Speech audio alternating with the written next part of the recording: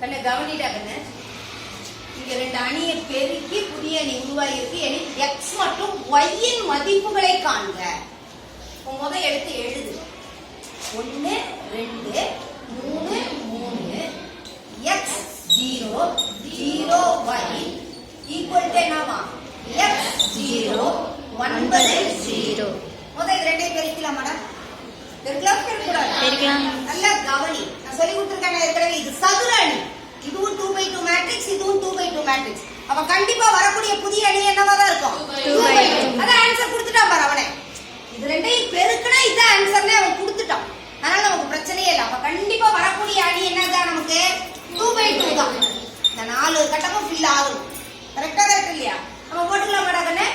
என்ன?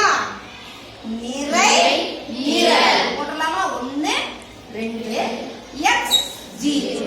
மறுபடியும் நிறை நிரல் 1 2 0 y. அடுத்தது நிறை நிரல். நிறை என்ன? 3 3 நிறை நிரல். அடுத்து என்னது? x 0 நிறை நிரல் 3 3 0 y. ரைட்டா? எங்க என்ன இருக்கு? x 0 9 0. இது வேண்டாம். புரியுதா கண்ணே? இது இப்ப இந்த பெருக்கி போடலாமாடா? 1 எதால பெருக்கணும்? x ஆல. 1 பெருக்கல் x என்ன? x into x x. 2 into 0 2 பெருக்கல் 0 0. என்ன குறி போடணுமா குறி போட வேணாமா? போடணும். பிளஸ் 0. மறக்காத. பெருக்கி கூட்ட வேண்டும். அந்த வார்த்தையை ஞாபகம் வச்சுக்கோ. மல்டிப்ளை பண்ணி ஆட் பண்ணணும்.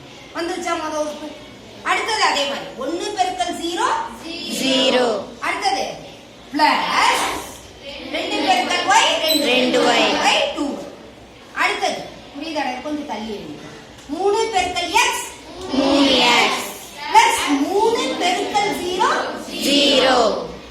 அடுத்தது புரியுதாடா கண்ணே? Corresponding elements. அந்த வார்த்தை ரொம்ப முக்கியம். 3 பெருக்கல் 0 0. அடுத்தது 3 பெருக்கல் y 3. இடையில இந்த குறிகளை மறந்துடாதீங்க. ஈக்குவல் டு என்னது? x 0 9 0. இப்ப நல்லா கவனி. இடம் பார்த்தாலும் இங்க நான் செய்யறேன். x plus 0 என்ன? x. அடுத்தது என்னடா இருக்கு? 0 plus 2y. அப்ப இங்க என்ன வரும்? 2y. அடுத்தது 3x plus 0. அப்ப என்ன வரும்? 3x. அடுத்தது 0 plus 3y 3y. 3y. x 2y 3x 3y equal to இங்க ஆன்சர் கொடுத்திருக்காங்களா கொடுக்கலையா? என்னது? x 0 9 0. இது ரெண்டு என்னது? சமமா இருக்கா? இந்த அணியும் சமம். கரெக்ட்டா கரெக்ட் இல்லையா? அப்ப என்ன அர்த்தம்? அந்த கரஸ்பாண்டிங் எலிமெண்ட்ஸ் ஈக்குவேட் பண்ணலாமா? பண்ணலாமா? பண்ண கூடாது. ரைட்டா? இப்ப நல்லா கவனி. இப்ப இங்க 2y இருக்கா?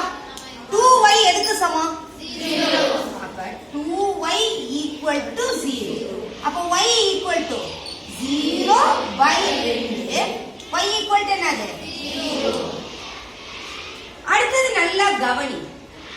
இந்த 3x எதோட நீ சமப்படுத்தி பார்க்கணும்? ஈக்குவேட் பண்ணி பார்க்கணும். 9ஓட. புரிஞ்சுதாடா கண்ணே? புரியுதா புரியலையா? 3x எதோட நீ சமப்படுத்தி பார்க்கணும்? ஈக்குவேட் பண்ணி பார்க்கணும். 9ஓட. ரைட்டா? ஏற்கனவே இந்த பொது வடிவம் ஞாபகம் இருக்கா? a11 a12 a21 a22.